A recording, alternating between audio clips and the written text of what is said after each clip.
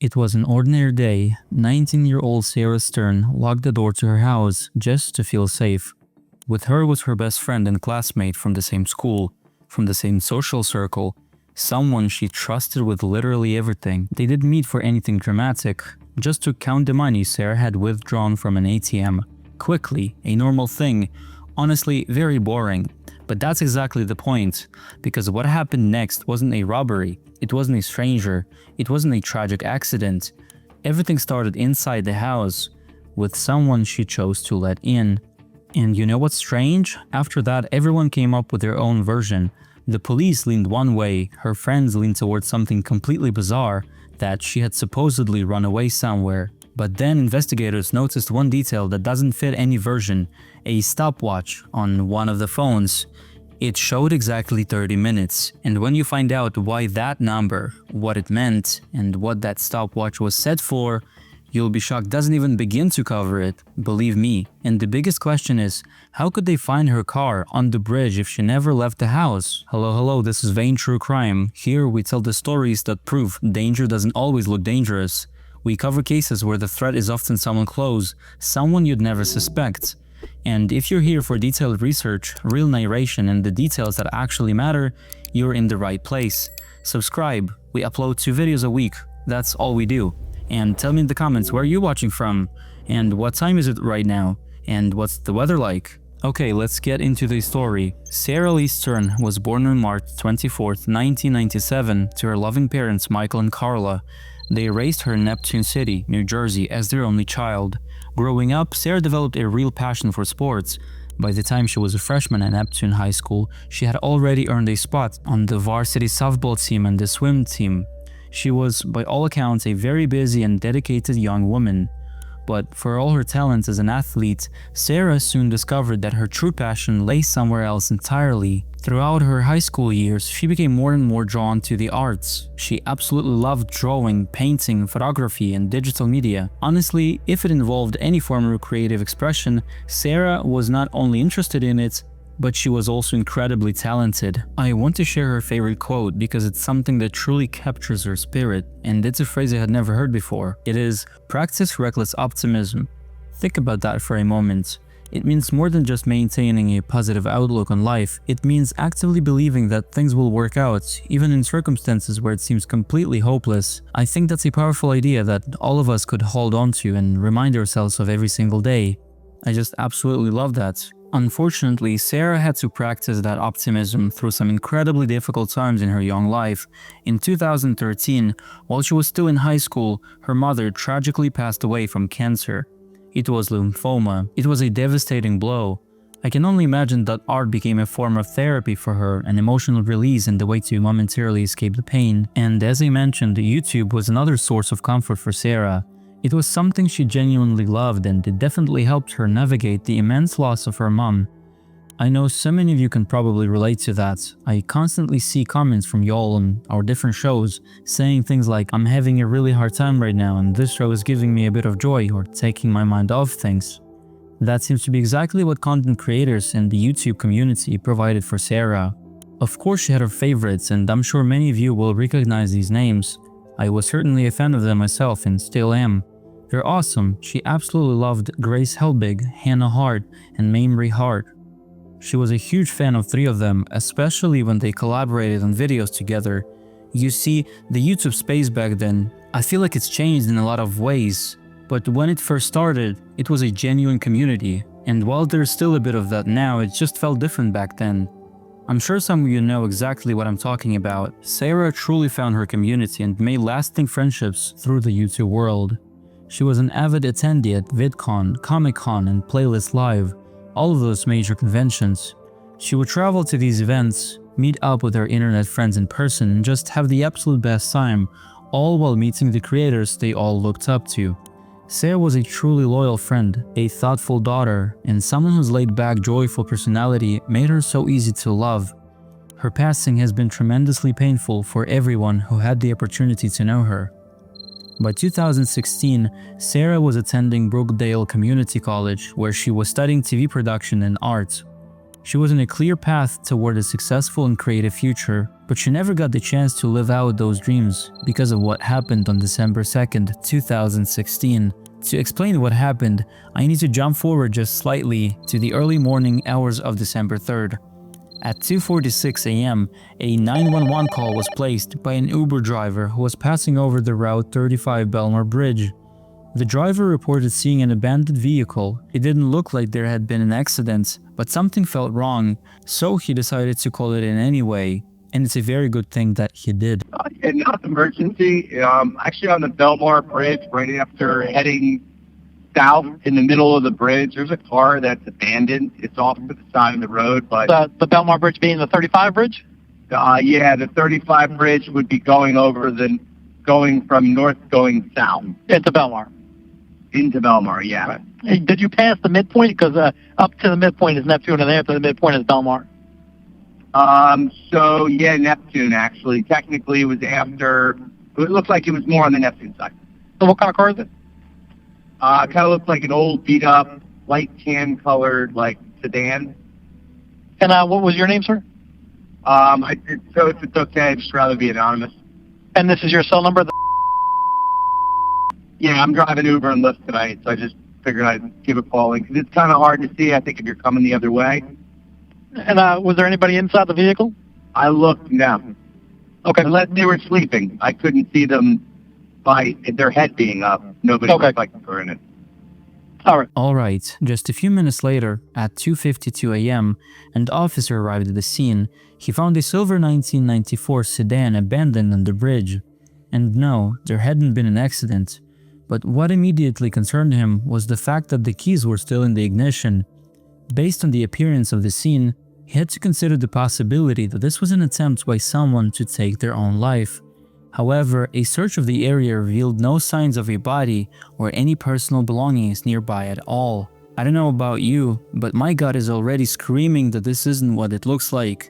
Keys in the ignition, no notes, something is way off. So the officer calls dispatch to try and figure out who this vehicle belongs to, and also to get a tow truck to remove the car from the bridge. He quickly learns that the car is registered to a woman named Lillian Stern, who is Sarah Stern's grandmother. But it wasn't Lillian who drove that car, it was Sarah. So the immediate priority that night was to try and get in touch with her. They started by reaching out to her cell phone carrier to ping her phone, hoping it might give them her last known general location. They were able to see that her phone last registered at 7:49 p.m. near her house, so that's where they headed next. Meanwhile, Sarah's father, Michael, received the kind of terrifying phone call that no parent ever wants to get. He was actually out of town in Florida at the time. He drove back from Florida in agony. As soon as officers asked if he knew why Sarah's car would have been abandoned on the bridge, he automatically knew something was terribly wrong. In the middle of the night, he began the long, agonizing drive back to New Jersey, desperately trying to get in touch with his daughter the entire way. Back at their house, two officers were attempting to locate Sarah. After repeated knocks on doors and windows went unanswered, they decided to enter the house through the unlocked front door. Inside, they performed an extensive search, not only looking for Sarah, but for anyone who could help explain where she was and why her car might have been left on that bridge. But there was nobody inside. The only sign of life was Sarah's dog, Buddy, who had been left in his cage. Look, that right there is all the proof I'd need. For someone who loved their dog that much, she would never just leave him like that. End of story.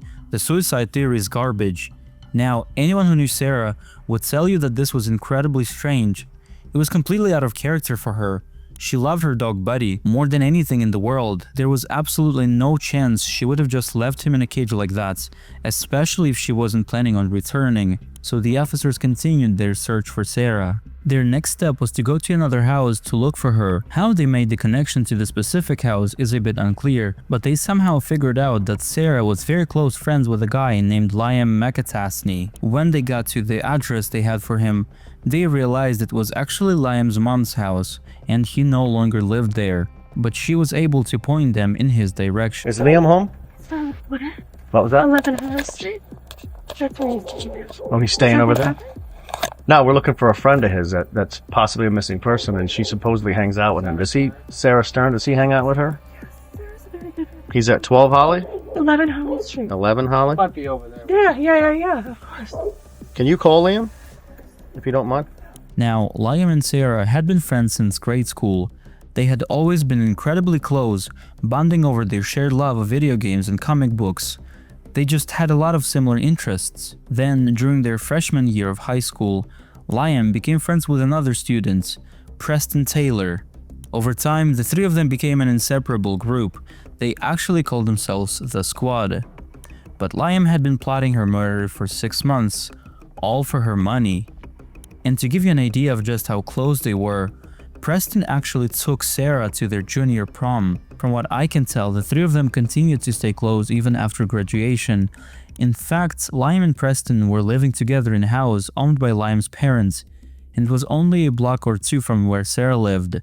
So, in the midst of this unfolding situation, officers thought maybe there was a chance Sarah was over at the house that Liam and Preston shared. Just as they were about to leave Liam's mom's house, a neighbor came outside and shared some interesting information. It turns out that the day before, on December 2nd, Sarah had texted this neighbor asking if she could bring over a bin of her mother's belongings. This neighbor, Miss Draper, wasn't home at the time, but she had told Sarah it was fine and that she could stop by and drop it off. She also mentioned to the officers that Sarah might have been depressed. Whether or not that was true, it was important information at that moment, as they tried to piece together what had happened. Honestly, this is how cases go cold. One person says she might have been depressed, and suddenly it's the easiest excuse for police to not dig deeper. It's a lazy narrative. So she brought a bin of stuff of her mother's to your house? Taped over, and it's in my kitchen. I was out. I said, yes, I'll put it in a cubby. And I tried texting her, and nothing. That's my next question. Is she depressed? Is she... I think she's depressed. Is she... Mm-hmm. Anyway, do you think? I don't know. And obviously, officers had to consider the idea that maybe she really did take her own life that night. I mean, on the surface, it kind of looked that way, especially with this neighbor now telling them she might have been depressed, and her car found abandoned on a bridge with the keys still in the ignition. It didn't look good. Over the years, through all the cases I've covered, I've seen so many instances where officers lock in on that theory way too soon. They put blinders on and think, okay, this person took their own life, and that's the only thing that they want to focus on, sort of taking the easy way out. Luckily, that was not the case here. It was definitely a possibility in the back of their minds, because the scene certainly suggested it. But they continued to search for Sarah, or at the very least, tried to figure out where she may have possibly gone. And even though it was 4 a.m., Liam's house was next on their list. Liam. You Liam? You got a second? Can I come in and talk to you real quick? Yeah, no problem, officer. Is Sarah here by chance? No, When was the last time you talked to her? I was with her today, What time? before I went to work. So it was earlier today? Yeah, When was the last time you had any kind of contact at all with her? um, Turn some light on if you don't mind. I mean, we went to get food today, And you went to work at what time? 4:30. Okay, so you haven't talked to her since 4:30? You have a cell phone you can reach out to her on? I actually haven't been able to find my cell phone. Any idea where it's at? Calling it all day. He then goes on to say something that would end up being critical in this case, and it's something that you're going to hear repeated a few times throughout this episode, and that is that Sarah wanted to get away from her crazy dad and move to Canada. Take a listen. What was her mindset last time you talked to her? I just know she's been trying to get away. She's been telling me she's going to Canada. Trying to get away, okay. Canada, she been real depressed lately? Her dad is crazy. Okay, and then she's dealing with the loss of her mother. Her dad's in Florida right now, right? Her dad, yeah. So right there, what you just heard is Liam setting the scene. He's planting a seed, trying to build a storyline. He's pushing the idea that Sarah was depressed, that she and her dad had a terrible relationship, and that she wanted to run away to Canada. Maybe it's just me, but he's already laying it way too thick, blaming the dad, pushing the runaway story. This is textbook deflection from a guilty person. Now, the Canada part of the story is true. Sarah had visited Canada once and absolutely loved it. It was no secret that she wanted to move there one day. She had told several friends and family members about this dream. Her dad even said that she was very intent on going there one day and that he was in full support of her making that move, as long as she got a job or did some type of study abroad program. But according to Liam, Sarah wanted to go there to escape the so-called terrible life she was living. So between what the neighbor said about her being depressed and what Liam is telling them about her having this miserable life, hating her dad and wanting to get away, a theory is beginning to form. Two theories actually. One being that maybe she really did jump from the bridge, the other being that maybe she ran away. At this point, nothing is pointing to foul play. They definitely didn't take that off the table, but these other two theories seemed pretty likely given the information they had. But without knowing anything for sure, the search efforts continued. Soon after Sarah went missing, a $5,000 reward was posted, and the community effort to find her really kicked into full gear. People came out in huge numbers to support her family. They walked through neighborhoods, knocked on doors, and boat crews even went out onto the Shark River in search of a body. So if she was really in the water, the likelihood that she was swept out to sea was not only possible, but honestly probable. Meanwhile, on the first day, Liam ended up speaking with authorities for a second time. Since he was believed to be the last person to see Sarah, he became a crucial part of the investigation.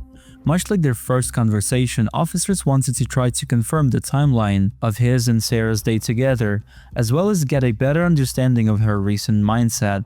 Between 1 and 2, we went to Taco Bell. Let me ask you, did you have your phone around then? I did actually, yeah. It wasn't until I went to work that I realized I didn't have it on me. I went to the neighbor's house at one point. I couldn't even tell you what time that was, but Which neighbor? the Drapers. Were you with her when you went over there? Yeah. She was with you? We had she had a bunch of stuff. I know that we had one big gray container, and I actually have a few of these in my basement right now. Of hers? Of hers, yeah. If you guys want to go through those, she's just been trying to get stuff out of the house away from her dad. What's her reasoning for wanting to get the stuff out of her father? I mean, I know that her dad's taken money from her in the past.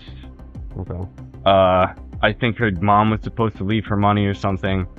I know she definitely has a lot of trust issues with her dad. What's going on with her? Like, how's she been acting lately? The same? Different? No. Liam, you've known her since first grade, you said. Yeah. Has she been different than normal lately? Well, and for how long?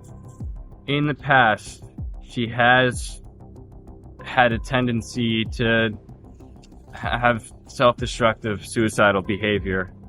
I actually know that. How long ago? Years ago. And what was it that she would be self-destructive and suicidal? Sorry. It was over Stepping on you. something her dad did. I'm not too sure because it was, I think it was my freshman year, sophomore year of high school. Mm-hmm. I'm in my second year of college right now. 4 or 5 years ago. But Mm-hmm. I remember being with my girlfriend. She was completely obsessed with my girlfriend. And something happened with her dad, and my girlfriend had to leave to go take care of her because she was saying, if you don't come here right now, I'm going to kill myself. Taco Bell first, Then to the Drapers, and then you left. then to her house, Then to her house. hung out. Right. I left. What time was that around? 4:45. 45. Yeah. And then you worked till when? I worked until 10 o'clock. Okay. I was supposed to work until midnight, but I got off at 10 o'clock. And you just came back here? Yeah, I went back there. Who was with you? So, like you just heard, Liam pretty much repeated the same story he told earlier that morning. But this time, he went into more detail, not just about Sarah and her dad or Sarah and her mental health, but also about their movements that day. According to Liam, this included going to Taco Bell, dropping the bin off at the neighbor's house, and then returning to Sarah's house, where they hang out until he went to work, sometime around 4:45 p.m. Now, this conversation went on for a lot longer, but the overall gist was the same. This time, however, officers were really pressing him. They said, "Listen, dude, we've got a lot of manpower out looking for Sarah, and if you know something, you need to tell us." But Liam appeared to be just as concerned as they were and insisted he had no information to give them, so the conversation ended there and the search continued. That brings us to December 4th. By this point, the Monmouth County Prosecutor's Office and the New Jersey State Police had joined in on the effort. had joined in on the search efforts alongside the US Coast Guard and other local law enforcement agencies. So yes, a lot of manpower was dedicated to this. Days later, another massive civilian search effort took place with friends, family, and community members did everything they could to try and locate her. Among them were Liam McAtashny and his roommate Preston Taylor, who I mentioned earlier, both supposedly good friends of Sarah's. During these searches, Liam and Preston both did interviews with the local media, talking about how badly they wanted to find their friend and how concerned they were, trying to rally other people to help. Let's be real, watching a killer pretend to be a grieving friend for the news cameras, it makes my blood boil. The absolute nerve to stand there and play the victim's advocate, their cooperation and overall concern is really interesting to look back on, especially when it comes from Liam. It seemed like he genuinely wanted to help. He even agreed to come into the station again for questioning, this time on December 6th. So we appreciate you coming down and talk to us. Obviously, we're very concerned about Sarah. Who do you live with, Liam? I live with my roommate, Preston Taylor. You friends with Sarah also? Yeah. Yes. Yeah, we all went to high school together. Was she ever your girlfriend? No.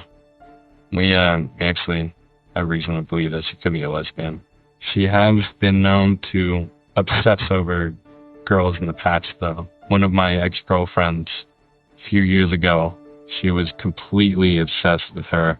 She just would always say stuff like, "Maggie, if you don't come here right now, I'm going to kill myself." Or there have been multiple occasions where my ex-girlfriend Maggie has had to go to the Draper's house to help her with either her dad.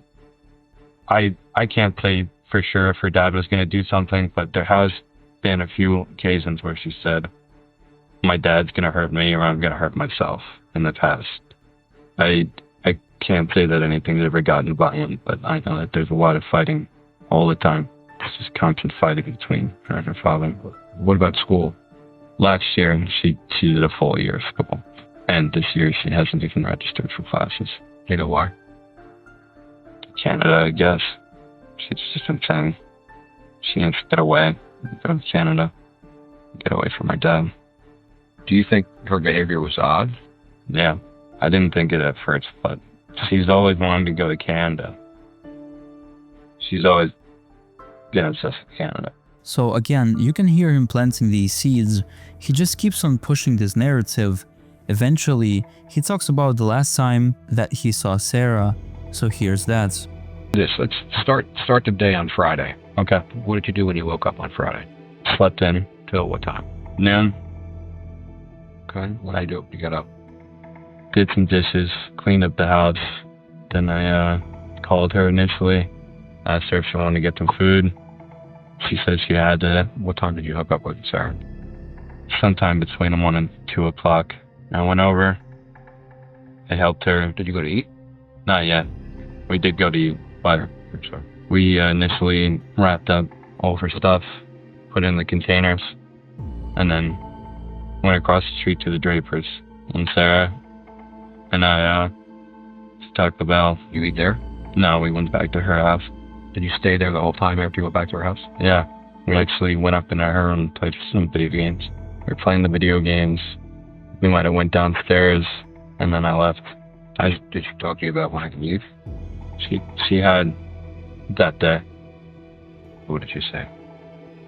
She just said that her dad was coming home. She had to get the stuff out, and she just needed to get to Canada. I didn't think she would actually go through with it. But this whole Canada thing is just trying to escape the situation she was in, I guess. With her dad. Now, shortly after this, the two detectives briefly left the room. When they came back in, they jumped right into a line of questioning about information they knew Liam had been withholding. Before I play that clip, I need to give you some crucial context. This next bit is one of the most important components of this case, so listen carefully. A few months before Sarah went missing, she was at their family's second home in Avon by the Sea, New Jersey. While she was there, she came across a shoebox filled with cash. It was her mother's old lunchbox, a lot of cash. I don't have the exact number, but it was in the thousands upon thousands of dollars. It was a shocking amount of money for a young girl to stumble upon. The thing is though, the money was in pretty terrible condition. Not only was it old currency, but a lot of the bills were broken and brittle. It was definitely the kind of money that would have been flagged if someone had tried to use it. The bills dated back to the 1940s and 50s, some were even Canadian currency. That's not to say she couldn't use it, but it was questionable for sure.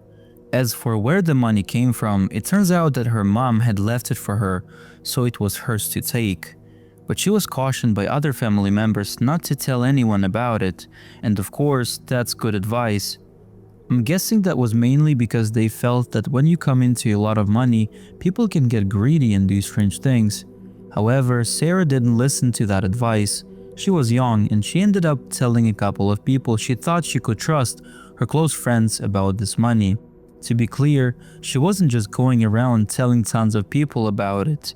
But yes, there were a few people she told, and Liam was one of them. What she didn't know is that Liam then went and ran his mouth telling a bunch of other people about this money, and he told people, in his actual words, that it's the type of money that someone would kill for. Literally, those were his exact words. Are you kidding me? When a guy literally says that's the type of money someone would kill for about his supposed friend's inheritance, why isn't he suspect number one immediately? Anyway, this money ends up going into a safety deposit box at a local bank. After Sarah went missing, investigators found out about it, so they got search warrants for the surveillance footage at that bank, as well as for the safety deposit box itself. And what they found made them rethink everything. It turns out that Sarah had gone to the bank on the exact day that she went missing. She withdrew roughly $8,000 that day, and of course, that is something that Liam had conveniently left out. Even though she did pull some of the money out that day, there was still $25,000 left in the safety deposit box. What 19-year-old is going to run away to Canada and not take every single penny she has? Why would she leave behind $25,000, even if it wasn't in great condition? And obviously, the answer is because she didn't run away. And officers were now starting to realize that. Keep in mind, it had only been 3 days at this point since Sarah had gone missing. There was no evidence to suggest that Sarah actually ran away to Canada. In fact, during a search of her home, investigators found her passport and social security cards, as well as both US and Canadian currency. This clearly indicated that Sarah never left New Jersey, which now leaves them with two main theories: either she took her own life, or someone took it from her. And not that a short video from surveillance footage can tell you that much about someone's mental state, but when investigators reviewed the footage from the bank, Sarah seemed to have been in good spirits that day. She was smiling, she waved at the bank teller, she just didn't look like a person who was on the verge of ending her life. But they still couldn't take that theory off the table. Quite frankly, they couldn't take anything off the table at this point, at least not without more evidence, so they kept searching for answers. Which brings me back to Liam's interview. When the two detectives came back into the room after stepping away, they asked Liam why he never told them about her trip to the bank. It seems like a pretty big detail, because based on the time that Sarah went there on the 2nd, they knew Liam would have been with her. And here's his response. You haven't told us about the bank. Yeah, How come you haven't told us about the bank? Did you go to the bank? I was with her. Okay. That's the way back to Taco Bell. And what'd you do at the bank? I have no idea. I didn't go in. Stay in the car? Yeah. Why didn't you stop at the bank? What did she tell you she was stopping at the bank for? Something to do for money. I don't know. She had found money in that one house a few months ago. And, she has a lockbox full of money in there. I don't know. She was taking money out, putting money in there. A lockbox full of money where? In the Carney Bank. How do you know? She's told me. How much money? I couldn't tell you. She never told me. She told me a range. She said it could be from 20 grand to 100 grand. She wasn't sure. So clearly he's playing down the whole bank situation pretty significantly, and also his knowledge about the money. I mean, he did admit to knowing about it, but made it seem like he knew very little. truth be told, they don't end up pressing him too much about at this point, even though he neglects to tell them that information is a pretty big red flag. And another massive red flag was that at one point, Liam asked him, quote, if she did jump off the bridge, what are the odds that she's not somewhere all the way out in the ocean by now? What kind of question even is that? Look, an innocent person asks, where else are you searching for her? A guilty person asks, what are the odds you'll never find the body? That's not a question, that's a confession. Think about it. He's not asking anything out of concern for his friend, like, what are you doing to look for her? Or have you looked into X, Y, and Z? None of that. He specifically wants to know what the chances are that her body will be found if it's actually in the water. Now you're actually going to hear me say later that he wanted her body to be found, but I'll explain that when I get there. That interview ended up being around 2 hours long, and it was only stopped because both Liam's mom and dad independently called an attorney. This isn't shocking. Of course his parents are going to call attorneys, and any good attorney is going to tell you not to talk to the police. So that was the end of that.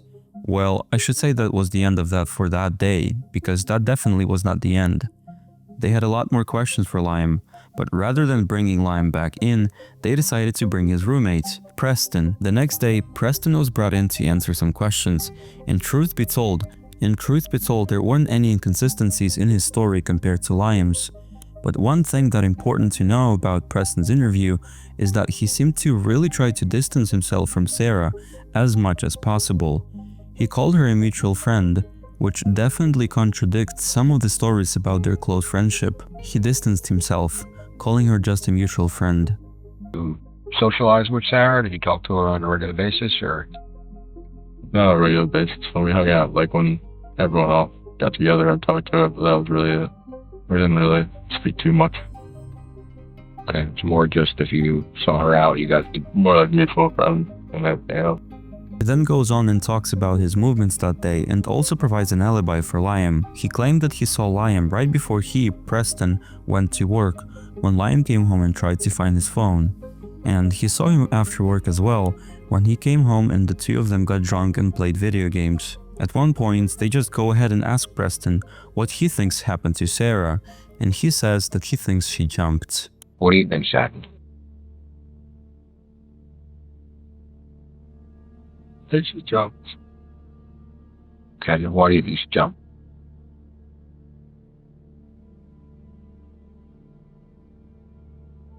Some of the stories I've heard about what they saw with Sarah and her dad. And so right there, at that moment, Preston is trying to do exactly what Liam is trying to do.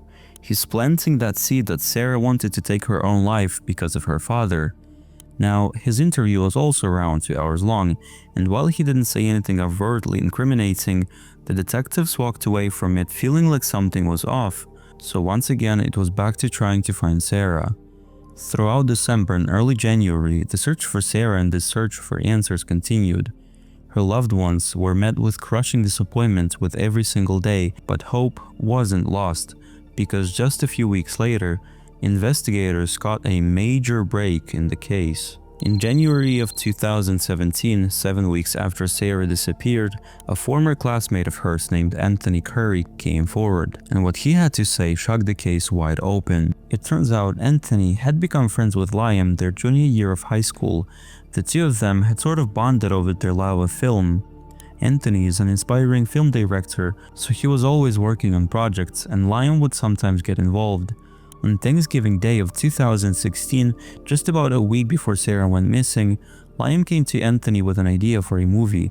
And this next bit is just blew my mind. You guys aren't even ready for this. Liam tells Anthony that he has a great idea for a movie plot. He has this idea about taking the life of a girl, specifically through a fatal struggle, and then throwing her over a bridge with the help of a friend. And that's his great idea for a movie. Anthony hears this and is like, "Okay dude, what are you even talking about?" He said he had no intention of making a movie out of this. It was just so weird, he didn't even know how to respond to it.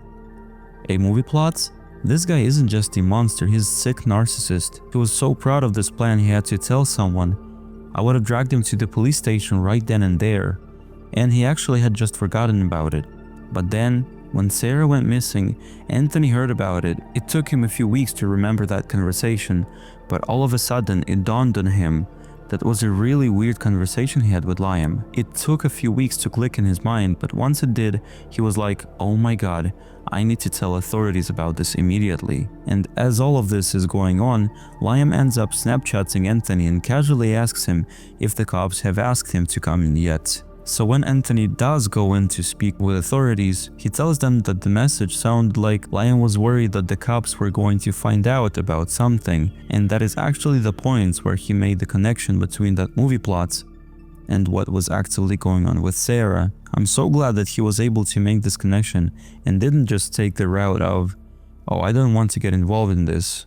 Anthony's cooperation didn't end there. On January 31st, he participated in a sting operation arranged by investigators designed to see whether Liam would confess to what they now believed he had done. Liam agreed to meet. He took the bait.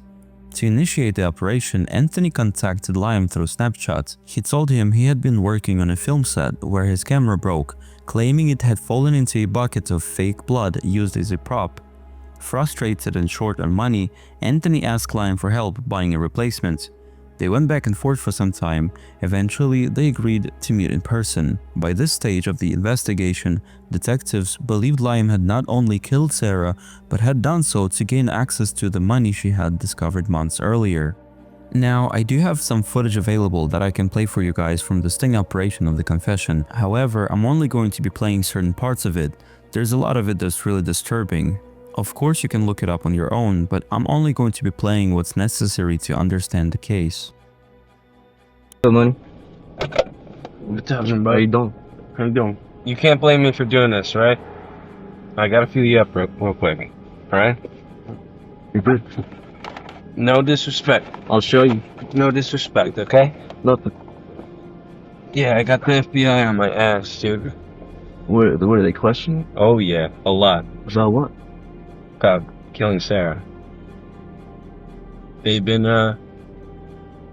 they were up my ass. First it was just normal police. They were on my ass and I had to go in and get interrogated by them multiple times. But then it kept moving up levels and now it's a federal case. Then got the FBI. So you've been laying low, I guess. Oh yeah. And that's not even the worst part. The worst part of it is I thought I was walking out 50 grand, 100 grand in my pocket. She had one safe and she took money out and she only had 10 grand. And this money, I don't know if it was brick or something. It's fucking old money, terrible quality. I don't even know if I can bank. Right, because it'll probably look sketchy, right? Looks sketchy and it'll look like it's Sarah's money, especially if it's a federal investigation. Right. So what, do you have it hidden? Yeah. Where'd you hide it? Sandy Hook. First it was in my house for a long time, but then I stopped trusting Preston. Yeah, what's the deal with Preston? Was he... No, he's cool. Did he end up, like, helping you or not? Oh, yeah. I had planned Sarah's situation for me to be interrogated by cops. Like, that was whole part of my plan, to make me look not guilty. Did you even still up? You didn't hear about it? It was all over the news. Right, but I didn't know if you, like, was doing it. Yeah. And the worst part is, we threw her off the bridge, and the body never showed up. Imagine the pressure Anthony was under as Liam began patting him down, checking for a wire. Anthony was terrified. Detectives monitoring the operation were deeply concerned the situation could turn dangerous at any moment. Even afterward, investigators admitted that in real time, they feared it could escalate quickly. Officers were positioned nearby, ready to intervene if necessary. Anthony's willingness to continue despite the risk was critical to the investigation. Portions of the confession recorded that day will not be played here. The content is disturbing, and not all of it is necessary to understand what happened. Instead, the key details will be summarized. Liam described returning home after withdrawing money from the bank and counting it. He then admitted to killing Sarah. He stated that the act took approximately 30 minutes. He said he had set a timer on his phone to measure how long it would take. According to this account, He left the house afterward to go to work, which is when he realized he had lost his phone. So, I have to leave. I fucking dropped my phone at Sarah's house. My phone was at Sarah's house. Like... Wait, you left your phone? Yeah, I lost it. I couldn't find it. I had to go to work. I had timed everything out so that... Why did you take your phone? You should have left it in your phone. Dude, I couldn't find it, dude. It ended up being out in the driveway. Oh, it must have dropped out of your pocket. I must have dropped when I was crawling to get in the car. I think what's so disturbing about these clips from his confession is just how nonchalant he is. He's so casual, showing no emotion, as he's talking about taking the life of someone he was friends with for a long time, an innocent girl who did absolutely nothing to deserve this. It seemed like he is trying to show off to Anthony, like he's proud of what he's done. It's just sick. It's so hard to wrap your mind around how people can act this way, and this happens a lot in true crime. We see people speak about what they do in a casual way that is just so disturbing. But anyway, he then goes on to explain how Preston fits into all of this, which was moving her body after he went to work. And then I had to go straight to work. So Preston came over, took the body, put it in the bushes. Now, this next clip, I want to warn you, it's not easy to listen to, but it's basically Liam talking about what they did after he got off work, and what he said their plan was. Preston and I go over to her house, take her safe, bring that over to my house before we do anything. Then we take her body out of the bushes and drag it over to her back fence, and I crawl, get into her car, and I back up. There's a security camera across the street, so I had to act like her. I watched her every time she backed out. She does the same thing, so I backed out exactly like she did. My plan was, for me, I underestimated my own strength and how much a dead body would weigh, because it's lint weight. Yeah. I got up on top of the bridge to throw her off. My plan was I was going to throw her off, run over, jump over the divider, and get into Preston's car. At this point, I want to stop the recording. The details that follow do not add meaningful context and are unnecessarily graphic. In summary, Liam went on to explain that he was unable to move her body on his own. He said that Preston then repositioned himself to the same side of the bridge, and together they pushed her over the edge. What followed became increasingly disturbing, and those details will not be shared here. Throughout his account, investigators noted a complete lack of remorse. His statements were delivered matter-of-factly, without any indication of empathy or regret. This is the thing about, like, heists. There's so much shit that you can't account for. You don't know. Yeah. You don't know until it happens. I planned this thing out for like 6 months. And I didn't get a lot of money, but I had enough money to just be like living comfortably in my house, tripping, throwing parties all the time. I don't feel any different. I don't think about it. You always think you're gonna try these new things and you're gonna change, but it didn't change. It just doesn't do anything. So yeah, overall just very heavy, disturbing footage, and they really don't have anything else to say about that. Liam is disgusting, and I need to just move on now. But luckily, what's next is good news, at least comparatively, I guess. And that's that the following day, February 1st, the first of 2 arrests were made. Surprisingly, investigators actually started with Preston, and Preston turned on Liam so fast he just spilled absolutely everything. You guys heard most of it through the confession tapes, or the parts of it that I did play, but there are a few more gaps that I need to fill in. According to Preston, he had known about the plan to harm Sarah for several months. However, it originally started as a plan to just rob her. But for whatever twisted reason, Liam decided that taking her life was, and I feel gross even saying this, the better option. He said that they even had a few ideas on how to do it, but they settled on stagging it to make it look like she took her own life. Liam even bought 2 sets of walkie-talkies from Walmart to coordinate the crime. What they didn't account for though was her body washing away, because these 2 sick individuals were planning on her body showing up as confirmation or proof that she had done this to herself, but obviously that didn't happen. Preston goes on to say that on December 2nd, he received a snapshot from Liam saying that he and Sarah were on their way to the bank, and he knew that this meant that Liam was planning to go forward with the plan. After it was done, and after Liam went to work, Preston admits to going to Sarah's house and moving her body from the bathroom to the backyard, where he put her next to a bush and covered her in leaves. He covered her with leaves under a bush. While he was there, he also helped look for Liam's phone, but he was unsuccessful in finding it, so he went home and waited for Liam to finish work. Once Liam got off work, Preston says that the two of them went back to Sarah's house together, where they moved her from the backyard into the passenger seat of her car. During that trip, they also stole the safe from Sarah's house and put it in Preston's car. Preston also admitted that he and Liam manufactured a fake story to throw detectives off and that they purposely participated in the search efforts to make it seem like they were worried. He even told them where he and Liam hid the money. He said that they buried Sarah's safe in Shark River Park, but that they put the money, which was about $10,000, in a different safe. The money safe was near the Sandy Hook lighthouse, and that safe was buried in Sandy Hook near the lighthouse. He ended up doing more than just confessing. Preston actually went with investigators to Sarah's house and specifically reenacted what he and Liam did. It was incredibly chilling, as he explained in detail, moving her body with absolutely no emotion, just completely heartless. He also went with detectives to the Belmar Bridge and once again explained what they did and how they did it.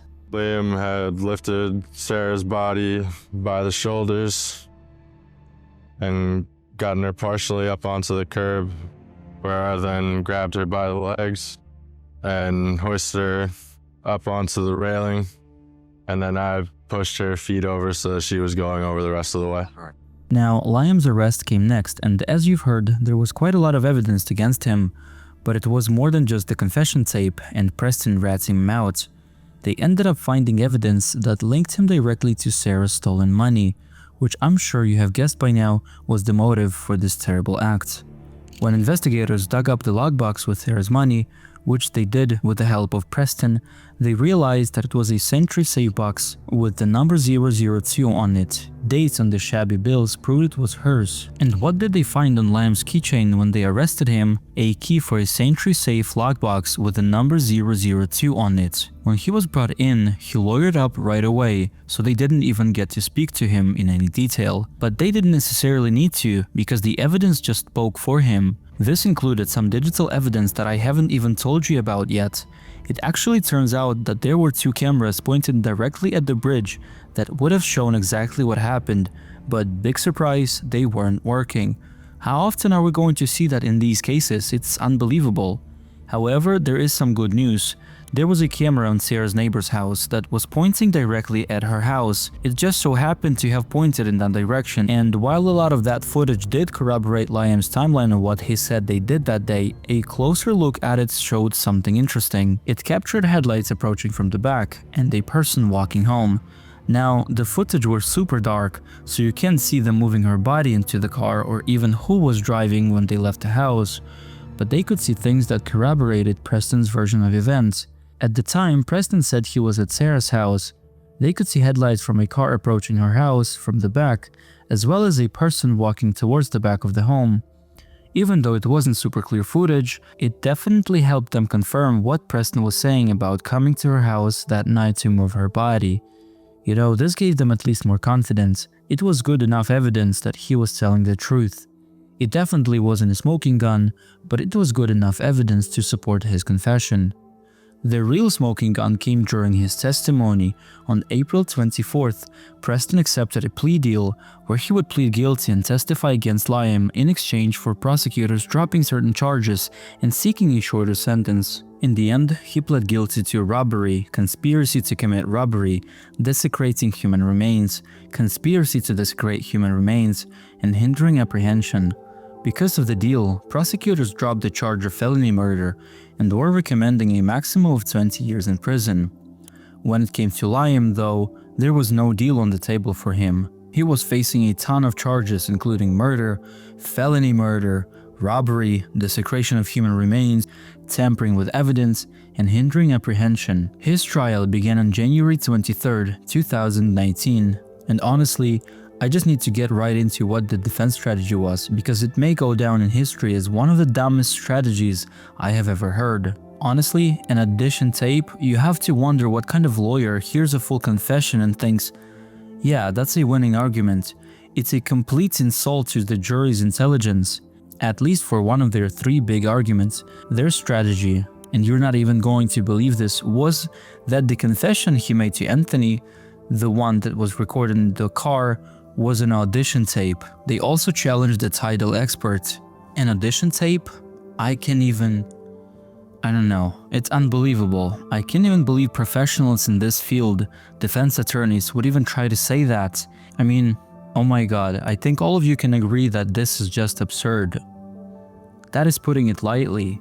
It is so weird that they even tried to do that. And of course, they played the confession tape for the jury, and they heard what they all heard. A confession, not an audition. An audition for what? For a movie? It's just so bizarre. So their next two strategies sort of go hand in hand. They said that because of a lack of evidence, how do we know that Preston is telling the truth? Meaning, without a body, how do we know who the killer really was? This was the first no-body homicide trial in Monmouth County since 1975. Based on the testimony of an ocean engineering expert, they don't believe her body was ever going to be found. The expert said tides pull her 7 miles offshore in just 24 hours. After looking at the tide and the drift and current conditions from that day, they believe that within 24 hours of being put in that water, she would have already been pulled 7 miles offshore. An ocean engineer testified in the tides. But going back to Preston's testimony, the defense argued that for all we know, Preston could have done it, since Liam was working that evening and Preston was home without an alibi. I mean, I don't know. I would argue that the confession tape is pretty sufficient evidence that Liam did it. But oh wait, I forgot, it's an audition tape. Anyway, their last argument came in the form of a witness, Greg Hetzel. He testified that at approximately 5 a.m. on December 3rd, he saw a young woman walking alone and believed she was Sarah. He claimed to have seen her abandoned car on the Belmar Bridge at that time. However, records show the vehicle had already been towed hours earlier. Prosecutors argued that his testimony was unreliable due to these inconsistencies, and the jury did not find it persuasive. As for the prosecution, I don't think I need to go over all the evidence I've already shared. That's pretty much what was presented in court. But I will kind of give you the big picture, which is that Liam McAtasney intentionally and deliberately plotted Sarah's murder with the help of his friend, with the sole purpose of stealing what he believed was going to be $50,000 to $100,000. After doing so, he purposely misled investigators by feeding them inaccurate statements about Sarah's mental state and her relationship with her father, suggesting that she took her life or fled the country. Preston was the first to take the stand for the prosecution, and once again, he walked through the explicit details of their plan, which included months of plotting and even conducting a dry run to see how long the entire thing would take. He shared that because Sarah had discussed traveling to Canada, Liam saw an opportunity to get her to take her money out of the bank. He said that Liam basically convinced her to take the money out so that she could count it and start planning her trip. But when she did take it out, their plan was officially set in motion. Preston said that they considered several ways to end her life, but they decided that a fatal struggle would leave the least amount of evidence behind. He also testified that Liam told him exactly what to tell police when they inevitably came to question him, and he even said that it was part of their plan to be interrogated. Liam wanted them to be brought in so that they could paint the picture that Sarah was depressed and wanted to get away from her dad. But Sarah's relationship with her dad was nothing like they said it was. They didn't have a terrible relationship or any of the issues that Liam was spreading, and that's just such salt in the wound on top of everything else. It's just heartbreaking. He himself ended up testifying, and it was very, very emotional, but very helpful in proving that his relationship with his daughter was nothing like Liam said it was. In fact, in the last conversation they had, Michael had texted her a picture from Disney World. She replied, "Wow, the castle looks so pretty with the lights." That doesn't sound like a text from a daughter who is so desperate to get away from her dad. Another person I wanted to mention is Carly Draper, and her testimony was crucial.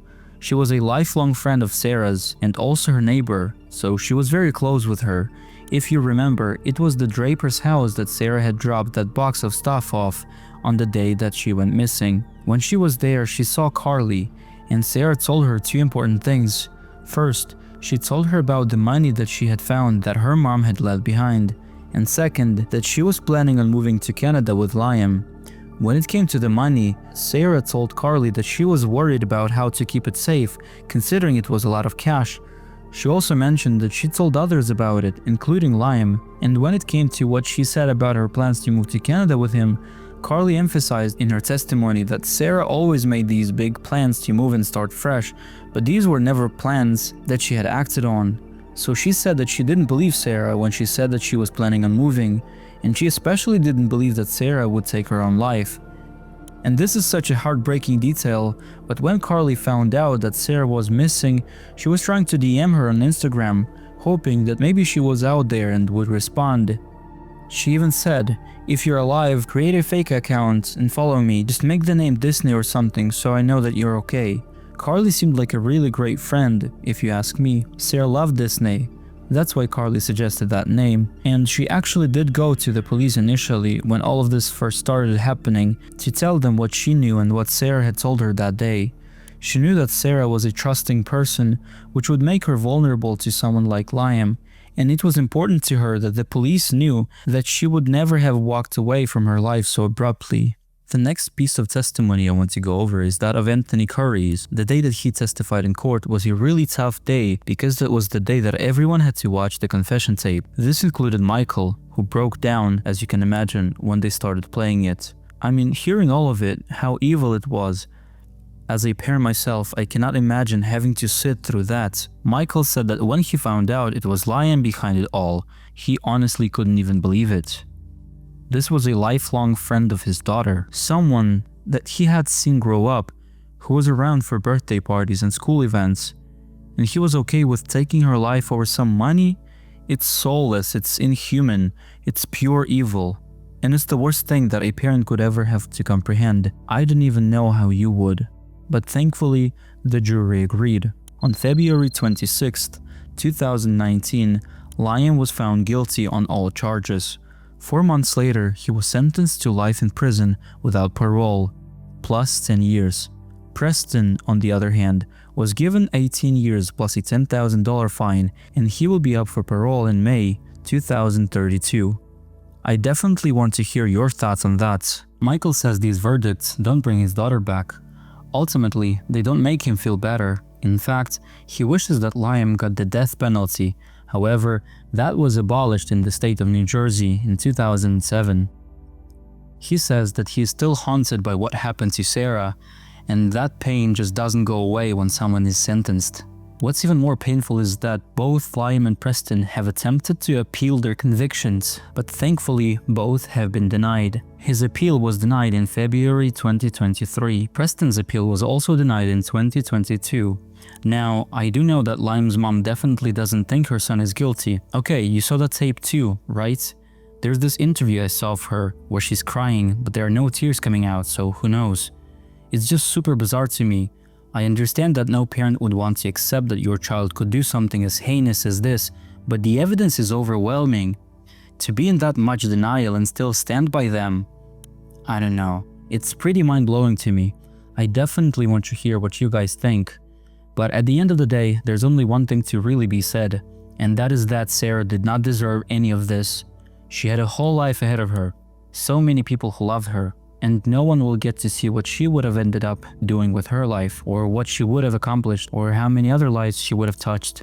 Because of the selfish actions of Liam and Preston, I think what's most devastating about this case is for this to have been done in such a brutal way by people that she trusted, people who she considered to be her friends.